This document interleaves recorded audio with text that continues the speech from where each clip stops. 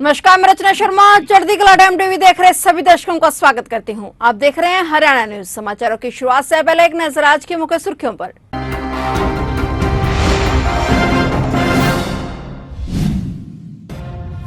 मुख्यमंत्री ने समर्पण पोर्टल पर रजिस्टर्ड कुछ वॉलंटियर्स के साथ की बैठक। सीएम बोले, निस्वार्थ सेवा भाव से काम करने के लिए समर्पण पोर्टल से जुड़े लोग। करनाल में पकड़े गए आतंकवादियों से बड़ा खुलासा, आतंकियों के पास मिले आरसी और नंबर प्लेट मामले में एक्शन। युवक ने चाकू से गोद कर की अपने ही मां बाप की हत्या, नशे के लिए पैसे ना देने के चलते दिया वारदात को अंजाम।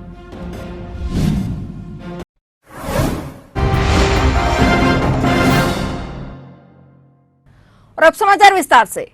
हरियाणा के मुख्यमंत्री मनोहर लाल ने कहा है कि निस्वार्थ सेवा भाव से काम करने के लिए ज्यादा से ज्यादा वॉलंटियर को समर्पण पोर्टल पर रजिस्ट्रेशन कर जुड़ना चाहिए। अभी तक इस पोर्टल पर करीब 3,500 वॉलंटियर्स ने रजिस्ट्रेशन करवाया है, लेकिन जैसे ये वॉलंटियर सामाजिक कार्य शुरू करेंगे तो वो दिन दूर नहीं जब इनकी संख्या 3.5 लाख से अधिक हो जाएगी। उन्होंने कहा कि जल्द ही रजिस्टर्ड वॉलंटियर्स को सामाजिक कार्य सौंपे जाएंगे। मुख्यमंत्री अपने निवास स्थान पर समर्पण पोर्टल पर रजिस्टर्ड कुछ वॉलंटियर्स के साथ बैठक के दौरान बोल रहे थे। उन्होंने कहा कि सरकारी सिस्टम के अंतर्गत बहुत से कार्य किए जाते हैं। इस सिस्टम को संभालने के लिए आईएएस अधिकारी से लेकर कर्मचारी तक कार्य करते हैं। इस निरंतर जारी प्रक्रिया के दौरान उन्हें ध्यान में आया कि कुछ ऐसे लोगों को भी सिस्टम में जोड़ना चाहिए जो सरकार के कार्यों में सेवा भाव से अपना योगदान दें। इसी सोच को ध्यान में रखकर समर्पण पोर्टल की शुरुआत की गई है। सेवानिवृत्त कर्मचारियों का एक बहुत बड़ा वर्ग है जो समाज के हित में अपना बचा हुआ समय लगाना चाहता है। ऐसे लोग ज्यादा से ज्यादा संख्या में इस पोर्टल पर रजिस्ट्रेशन करवाकर इस सेवा भाव के यज्ञ में शामिल हो सकते हैं।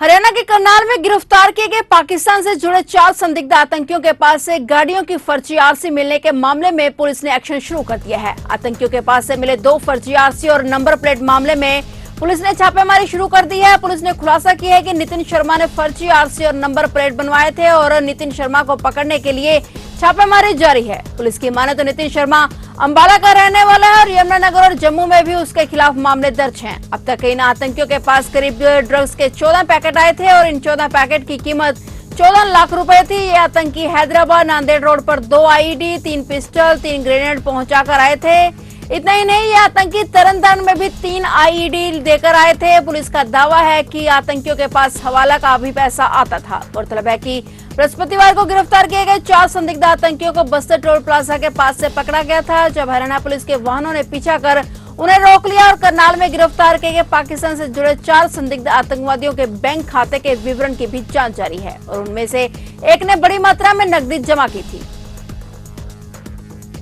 अंबाला शहर में सुषमा स्वराज बस स्टैंड पर बम मिलने से हड़कंप मच गया। बम निरोधक दस्ता मौके पर पहुंचकर कार्रवाई में जुटा। हालांकि अधिकारियों का कहना है कि ये किसी की तरफ से शरारत की गई है। इसके चलते यहां पर पहुंचना पड़ा और जांच के बाद पता चला कि यह नकली बम था। किसी ने साबुन के टुकड़े पर कपड़ा लपेटकर इसे बम के रूप में प्रस्तुत किया और अपनी नकली आईडी से एक पत्र भी प्रशासन को भेजा गया। हालांकि सुरक्षा के मद्देनजर किसी भी तरह का जोखिम लेते हुए पुलिस प्रशासन और सुरक्षा एजेंसियां मौके पर पहुंच गई। बता दें कि पिछले दिनों हरियाणा में कई आतंकवादी पुलिस प्रशासन ने पकड़े हैं। ऐसे में प्रशासन किसी भी अफवाह को हल्के में नहीं ले रहा है।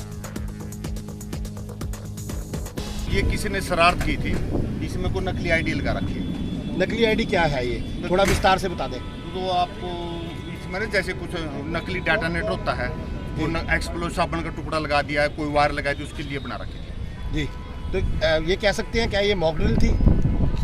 बस मॉक ड्रिल के तौर पर लगा लो, कुछ भी लगा लो। किसी ने शरारत की, मारे को बुला लिया, कुछ भी है।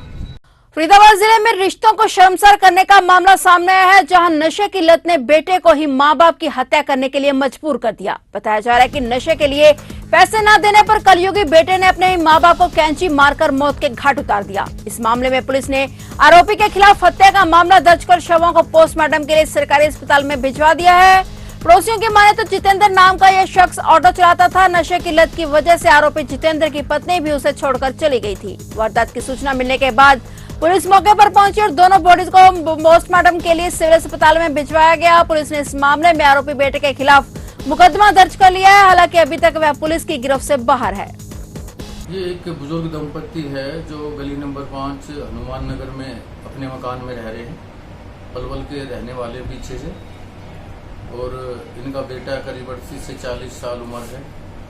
उसका नाम जितेंद्र उर्फ जीतू है, जिसने अपनी मम्मी पापा की कल करीब 2 से 3 बजे के बीच में रात को लोहे की कैंची गले वगैरह में घोंपकर हत्या कर दी है। तो क्या कुछ पता लगा कि मारने का कारण क्या रहा? और हमें जो जानकारी मिली है कि कोई क्या नाम है प्रॉपर्टी जो है क्या है मामला है?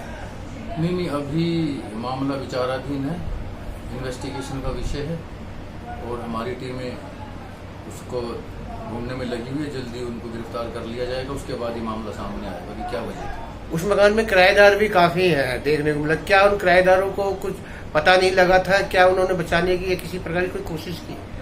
ये मामला करीब रात को 2 बजे का है। गर्मी की वजह से लोग पंखे या कूलर वगैरह चलाकर घरों में सोते हैं, तो पता करने पर यही मालूम हुआ कि उन तक कोई इसी तरीके की कोई आवाज़ वगैरह नहीं गई। कोई पत्नी से भी झगड़ा चल रहा था क्या? पत्नी को लेकर कोई बात अगर जानकारी में आई हो? पत्नी को लेकर अभी तक तो ये संज्ञान में आया है कि उसकी शादी करीब 10-12 साल पहले हुई थी और वो किसी पारिवारिक विवाद के कारण यहाँ से इनको छोड़ के जा चुकी है। ये हत्या जो है क्या नाम है किस चीज से की गई थी और अभी पुलिस क्या कार्रवाई कर रही है? ये हत्या अपना लोहे की कैंची गले में और शरीर के अन्य पार्ट्स में घोंप कर की गई है, जिससे उनका ज्यादा ब्लड निकलने के कारण उनकी मौत हो गई। पुलिस क्या कार्रवाई कर रही है? पुलिस की टीमें लगातार उनकी तलाश कर रही है। हमारे सीपी साहब ने टीमें गठित कर दी हैं और जल्द से जल्द सीपी साहब के दिशा निर्देश अनुसार उनको अरेस्ट कर लिया जाएगा। टोहाना शहर की रतिया रोड स्थित शिवा सोडा फैक्ट्री में मुख्यमंत्री उड़न दस्ते और फूड सेफ्टी विभाग व स्वास्थ्य विभाग द्वारा छापेमारी की गई। इसके तहत 8 पेय पदार्थों के सैंपल लिए गए। अधिकारियों के अनुसार सैंपल को जांच के लिए लैब में भेजा जाएगा और रिपोर्ट के आधार पर उचित कार्रवाई की जाएगी। इस दौरान स्वास्थ्य विभाग की टीम द्वारा सोडा बनाने के लिए प्रयोग किए जाने वाले पानी की भी जांच की गई, जो जांच में सही पाया गया। खाद्य एवं सुरक्षा विभाग के इंस्पेक्टर सुरेंद्र पुनिया ने बताया कि उक्त फर्म के पास प्रदेश स्तरीय कार्य करने का लाइसेंस है, लेकिन इस कार्य के लिए तकनीकी प्रशिक्षण नहीं है। पुनिया ने बताया कि शिकायत के आधार पर सेम फ्लाइंग व खाद्य एवं सुरक्षा विभाग की टीम द्वारा कार्रवाई की गई है। देखो जी, सीएम फ्लाइंग टीम अवेलेबल है और फूड सेफ्टी की टीम मेरी टीम अवेलेबल है। हम लोग ये एक beverage Shiva soda water factory है जिसमें कि हम ये कार्रवाई कर रहे हैं, जिसमें सैंपलिंग की जा रही है, सारा इन्वेस्टिगेट किया जा रहा है। वाटर टेस्टिंग रिपोर्ट अभी एसएमओ साहब जो है ना वाटर टेस्टिंग लेकर गए हैं, तो कम से कम as God for sake E coli bacteria नहीं पाया गया है। बट बाकी जो है वो टेस्ट की रिपोर्ट में पता लगेगा कि क्या केमिकल है या जो भी है उसमें। कितने सैंपल लिए गए सर? कौन कौन से लिए गए? रफली 8 सैंपल लिए गए हैं। उसमें एक सैकरीन जो यूज़ होती है मीठा करने के लिए चीनी की जगह उसका सैंपल लिया गया है। वो कोई ओएसिस कंपनी है, हरियाणा में ही कहीं मैन्युफैक्चर हो रही है, एनसीआर में, उस द्वारा निर्मित है। उसकी पैकिंग थी इनके पास, 1-1 केजी के पैकेट्स थे, उसमें से वो यूज़ कर रहे थे उसको कोल्ड ड्रिंक बनाने में। और डिफरेंट कोल्ड ड्रिंक के फ्लेवर्स हैं, जिसमें कोई कोला कोला नाम है, कोई फ्रीडम लाइम नाम है, कोई तूफ़ानी जीरा नाम है। इस तरह के सैंपल लिए गए हैं। और उसके अलावा जो ये कोल्ड ड्रिंक को बनाने के लिए जो कंसनट्रेट यूज़ होता है वो ड्रम्स में रखा हुआ है काफ़ी अच्छी क्वांटिटी में, उसका भी सैंपल लिया है। तो आगे क्या कार्रवाई की जाएगी सर? आगे इसमें फूड सेफ्टी एक्ट के अनुसार इनको स्टेट लाइसेंस मिला हुआ है, तो उसमें जो अनियमितताएं हैं उसके लिए इनको नोटिस दिया जाएगा और फूड सेफ्टी एक्ट के हिसाब से जो एनालिसिस की रिपोर्ट आने के बाद जो कार्रवाई बनती है वो कार्रवाई। एसजीपीसी प्रधान एडवोकेट हरजिंदर सिंह धामी, वरिष्ठ उप प्रधान रघुजीत सिंह विर्क अम्बाला पहुंचे। उन्होंने अम्बाला में मंजिल साहिब गुरुद्वारा साहिब में लंगर हाल का उद्घाटन किया और साथ ही मुख्य द्वार का भी नींव पत्थर रखा। इस मौके पर उन्होंने कहा कि आज कई शिलान्यास में उद्घाटन किए, वहीं उन्होंने बेअदबी मामलों पर भी बात की। ਅੱਜ ਸਵੇਰੇ ਅੰਮ੍ਰਿਤ ਵੇਲੇ ਕੁਰਕਸ਼ੇਤਰ ਵਿਖੇ, ਫਿਰ ਮੀਰੀ ਪੀਰੀ ਹਸਪਤਾਲ ਵਿਖੇ, ਫਿਰ ਗੁਰੂ ਸਾਹਿਬ ਜੀ ਦੇ ਪਵਿੱਤਰ ਬਾਗ 'ਚ ਤੇ ਹੁਣੇ ਮੰਜੀ ਸਾਹਿਬ ਗੁਰਦੁਆਰੇ ਵਿੱਚ ਸਰਾਵਾਂ ਦੇ ਗੇਟਾਂ ਦੇ ਤੇ ਲੰਗਰ ਹਾਲਾਂ ਦੀ ਜਿਹੜੀ ਅਫਤਾਰੀਆਂ ਦੇ ਅੱਜ ਉਹ ਸ਼ੁਰੂਆਤ ਕੀਤੀ ਗਈ ਆ। ਤੇ ਮੈਂ ਬਾਬਾ ਮਹਿੰਦਰ ਸਿੰਘ ਜੀ ਦਿੱਲੀ ਵਾਲੇ ਉਹਨਾਂ ਨੂੰ ਬਹੁਤ-ਬਹੁਤ ਵਧਾਈ ਦਿੰਦਾ। ਬਾਬਾ ਜਗਤਾਰ ਸਿੰਘ ਜੀ, ਕਾਰ ਸੇਵਾ ਵਾਲੇ ਬਾਬਾ ਸ਼ਵੇਕ ਸਿੰਘ ਜੀ, ਜਿਨ੍ਹਾਂ ਨੇ ਵੱਖ-ਵੱਖ ਕਾਰਜਾਂ ਦੇ ਵਿੱਚ ਪਹਿਲਾਂ ਸੰਪੂਰਨਤਾ ਵੀ ਕੀਤੀ, ਹੁਣ ਨਵੇਂ ਕਾਰਜ ਸ਼ੁਰੂ ਕੀਤੇ ਆ।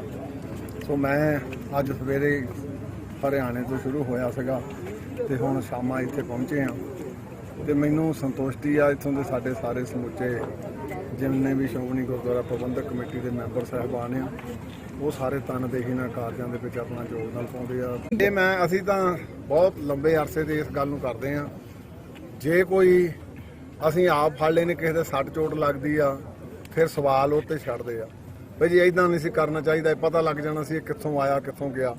ਆ ਹੁਣ ਕੱਲ ਦਾ ਇਹਨਾਂ ਨੇ ਇੱਥੇ ਫੜਿਆ ਹੀ ਆ, ਦੱਸਣ ਵੀ ਕਿੱਥੋਂ ਆਇਆ।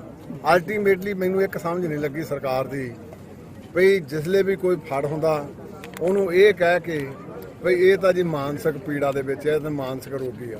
ਪਤਾ ਨਹੀਂ ਇਹ ਕਿੱਥੋਂ ਇੱਕ ਨਵਾਂ ਲਫ਼ਜ਼ ਲੱਭ ਲਿਆ ਇਹਨਾਂ ਨੇ। ਤੇ ਕੱਲ ਵੀ ਉੱਥੇ ਬਿਆਦ ਵੀ ਉਸੇ ਪੈਟਰਨ ਤੇ ਨੇ ਅੰਬਾਲੇ ਦੇ ਵਿੱਚ ਕਰਨ ਦਾ ਯਤਨ ਕੀਤਾ। ਬਹੁਤ ਮਾੜੀ ਗੱਲ ਹੈ। ਸਰਕਾਰਾਂ ਨੂੰ ਚਾਹੀਦਾ ਇਹਨਾਂ ਦਾ ਪਿਛੋਕੜ ਲੱਭਣ ਤਾਂ ਕਿ ਗੁਰੂ ਘਰਾਂ ਦੀਆਂ ਮਰਿਆਦਾਵਾਂ ਜਿਹੜੀਆਂ ਉਹਨਾਂ ਜਿਹੜੇ ਕੋਈ ਉਲੰਘਣਾ ਕਰੂਗਾ ਫਿਰ ਸਿੱਖ ਦੇ ਖੂਨ ਖੌਲਦਾ। ਕੋਈ ਇਸ ਤਰ੍ਹਾਂ ਕੱਲ ਲੈ ਕੇ ਚਲ ਗਿਆ ਉਹ। ਪਹਿਲਾਂ ਵੀ ਅਸੀਂ ਮੰਗਾਂ ਕੀਤੀਆਂ ਜਦੋਂ ਦਰਬਾਰ ਸਾਹਿਬ ਦੀ ਬੇਅਦਬੀ ਹੋਈ ਹੈ ਵੀ ਕੋਈ ਸਖਤ ਕਾਨੂੰਨ ਬਣਾਓ, ਉਹਦੇ ਵਿੱਚ ਸਜ਼ਾ ਵੀ ਹੋਵੇ। ਸਖਤ ਕਾਨੂੰਨ ਬਣਾਉਣੇ ਆ ਪਰ ਉਹਦੇ ਵਿੱਚ ਹੁੰਦਾ ਹੀ ਨਹੀਂ। ਮੇਰੇ ਤਾਂ मोस्ट ऑफ द केसेस में देख रहे हैं सारे दे विच आही हुंदी पे जी वो मान।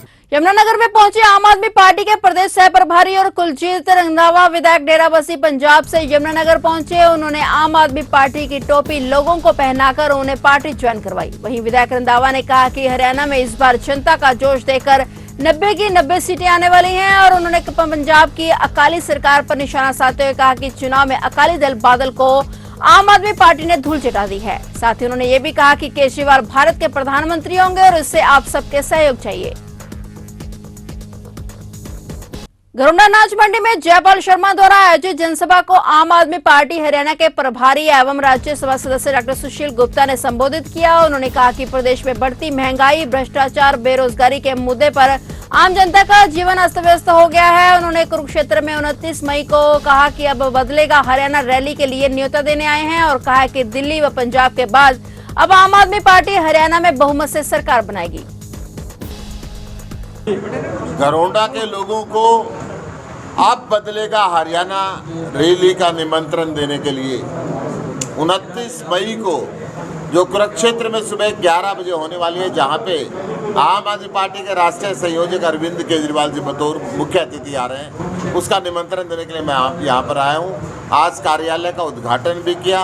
हरियाणा की दुर्दशा को बदलने के लिए, हरियाणा की बेरोजगारी को हटाने के लिए, हरियाणा के अंदर अच्छे स्कूल कॉलेज, अच्छे डिस्पेंसरी हॉस्पिटल बनाने के लिए, हरियाणा में बच्चों को अच्छा रोजगार मिले, हरियाणा के किसान की हालत सुधरे, हरियाणा की महिला को बराबरी का दर्जा मिले, इन सब बातों पर वहाँ पे चर्चा होगी। आज हरियाणा सरकार ने बेरोजगारी को छुपाने के लिए दारू सस्ती कर दी। दारू का ठेकों का समय सुबह 8 बजे तक का कर दिया, यानी कि जब बच्चे स्कूल जाएंगे, महिला बहन बेटी मंदिर जाएंगे तो दारू खाने से टहलते हुए लोग निकलेंगे और टकराव होगा। क्या चाहती है हरियाणा सरकार? युवक नौकरी को भूल के नशे में डूब जाएं या युवक डिप्रेशन में जाकर आत्महत्या कर ले? आज जगह जगह नौकरी की मांग को लेकर प्रदर्शन हो रहे हैं। हरियाणा के अंदर पिछले 3 साल से फौज की भर्ती भी बंद है, सरकारी भर्तियां भी बंद है। 25 बार पेपर लीक हुआ जिसमें करोड़ों रुपए खर्चे जाते हैं और उसके भ्रष्टाचार की जड़ मुख्यमंत्री कार्यालय के अंदर पहुंची दिल्ली। ऐसा भ्रष्टाचार चारों तरफ हरियाणा के अंदर फैला हुआ है, जिसकी वजह से हरियाणा की दुर्दशा हो रही है। हरियाणा के लोगों ने ठाना है अब हरियाणा में भी केजरीवाल जी आ रहे हैं 29 मई को कुरुक्षेत्र में। अब बदलेगा हरियाणा रैली को संबोधित करने के लिए। नशे के सौदागरों पर पुलिस ने बड़ी कार्रवाई की है। पुलिस ने नशे की खेप के साथ एक नशा तस्कर को काबू किया है। आरोपी के कब्जे से 505 ग्राम हेरोइन बरामद की गई है, जिसकी कीमत अंतर्राष्ट्रीय बाजार में 50 लाख से अधिक बताई जा रही है। आरोपी सिरसा जिले के डिंग का रहने वाला है, जो दिल्ली से किसी नाइजीरियन से नशे की खेप लेकर आया था। पुलिस ने आरोपी के खिलाफ मामला दर्ज कर पूछताछ शुरू कर दी है। ग्राम हेरोइन पकड़ी है, क्या मामला था?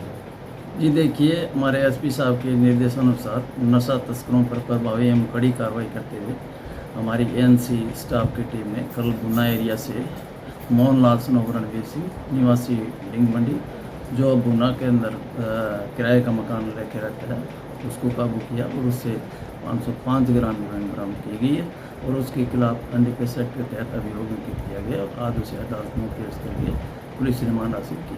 कहाँ से लेकर आया था सर ये प्राइमा फेसिस ने यही बतलाया है कि ये दिल्ली में जो किसी नाइजीरियन से लेके आया है और वहाँ से डबल रेट पर इसको यहाँ बेचनी थी और इसी कड़ी में जो है हमने कार्रवाई करते हुए इस साल कुल जो है हेरोइन के 44 केस दर्ज किए हैं और जिसके अंदर 76 आदमी को गिरफ्तार किया और लगभग 3 किलो हेरोइन जो है बरामद की गई।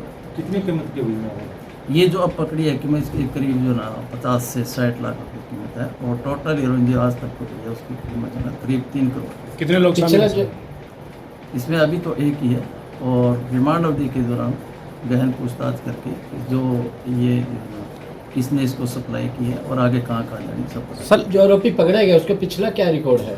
पिछला उसका जो है ना अभी उसने पूछताछ पर यही बतलाया है कि उसके खिलाफ एक जो है ना रेप का मुकदमा दर्ज है और बाकी हम उसके संबंधित थाने से इसको जो है रिकॉर्ड हासिल करेंगे। उसके खिलाफ पहले भी कोई मुकदमा दर्ज है।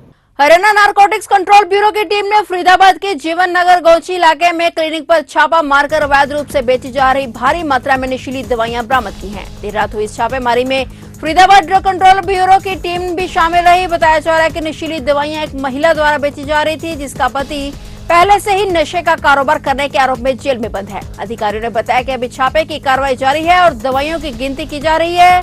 इसके बाद पुलिस इसमें आगे की उचित कानूनी कार्रवाई करेगी। मैं inspector Satpal Singh, narcotics control bureau incharge Faridabad. Jeevan Nagar में छापेमारी की है सर, क्या सूचना थी और किस प्रकार की कार्रवाई अमल में लाई जा रही है? हमारी टीम को सीक्रेट इन्फॉर्मेशन मिली थी कि जीवन नगर में एक दुकान में नशीली दवाएं और इंजेक्शन बेचे जा रहे हैं। जो गुप्त सूचना के आधार पर हमने डीसीओ को साथ लेकर कार्रवाई की है, जो कार्रवाई पुलिस कर रही है। कितनी मात्रा में नशा का सामान बरामद हुआ है? यहाँ करीब 600-700 के लगभग अभी काउंटिंग हो रही है, कार्रवाई चल रही है। 700 के लगभग इंजेक्शन मिले हैं। तो क्या कहना चाहिए, फरीदाबाद में लगातार नशे का कारोबार है वो बल फूल रहा है, उस पर लिखते हुए हमारे आदरणीय श्री कांत जाधव के नेतृत्व में जो नारकोटिक्स कंट्रोल ब्यूरो के चीफ हैं, उनके नेतृत्व में हमारी अलग अलग भिन्न 10 टीमें हैं जो पूरे हरियाणा में कार्रवाई कर रही हैं और जहाँ नशे की जैसी भी सूचना मिलती है, हमारा उद्देश्य है drug free India, drug free Haryana. Dhand में हड्डा रोड़ी हटाने की मांग को लेकर बीडीपी ऑफिस में ग्रामीणों ने प्रदर्शन किया। आपको पूरा मामला बता दें कि कस्बा ढांड में महात्मा गांधी ग्रामीण बस्ती योजना के तहत ग्रामीणों को 100 वर्ग गज के प्लाट आवंटित किए गए थे, लेकिन अब वहां पर घर बने हुए हैं। कॉलोनी में बीडीपीओ कार्यालय भी बना हुआ है, लेकिन आपको बता दें कि कॉलोनी के सामने हड्डा रोड़ी बना हुआ है जहां पर मृत पशुओं को डाला जाता है, लेकिन वहां पर हड्डा रोड़ी होने के कारण बहुत ज्यादा गंदगी फैली हुई है और साथ ही बीमारी फैलने का डर बना हुआ है। ग्रामीणों ने कहा है कि पिछले 3 से 4 सालों से इस समस्या को लेकर अधिकारियों को मिल चुके हैं, लेकिन कोई सुनवाई नहीं हो रही है। इसको लेकर लोगों में गुस्सा बना हुआ है। हड्डा रोड़ी होने के कारण आवारा कुत्तों का भी आतंक बना हुआ है। वहां पर कोई अगर गुजरता है तो उन्हें कुत्ते काट लेते हैं, कई बार तो खूंखार कुत्ते बच्चों को जख्मी कर देते हैं। बार बार मांग करने के बाद लोग गंदगी में रहने को मजबूर हैं। ग्रामीणों ने कहा है कि अब उन्हें अधिकारियों ने आश्वासन दिया है कि जल्दी उनकी समस्या का हल किया जाएगा।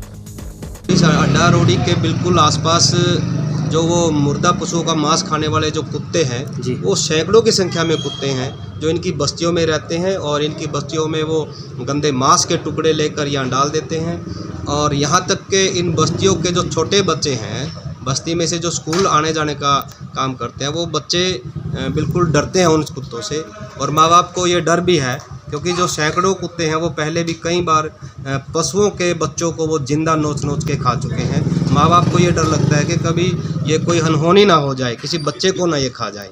इन परिवार वालों ने पहले भी कई बार प्रशासन को अवगत करवाया। आज फिर हम यहाँ डांड के बीडीपीओ साहब श्यामलाल जी से मिले हैं। उन्होंने आश्वासन दिया है कि मैं बिल्कुल संज्ञान में ये मेरे आ गया है और इसको मैं जल्द से जल्द यहाँ से उठाने की कोशिश करूँगा। फिलहाल हरियाणा न्यूज में इतना ही और नए समाचारों के साथ फिर से हाजिर होंगे। तब तक के लिए देखते रहिए चढ़ती कला टाइम टीवी।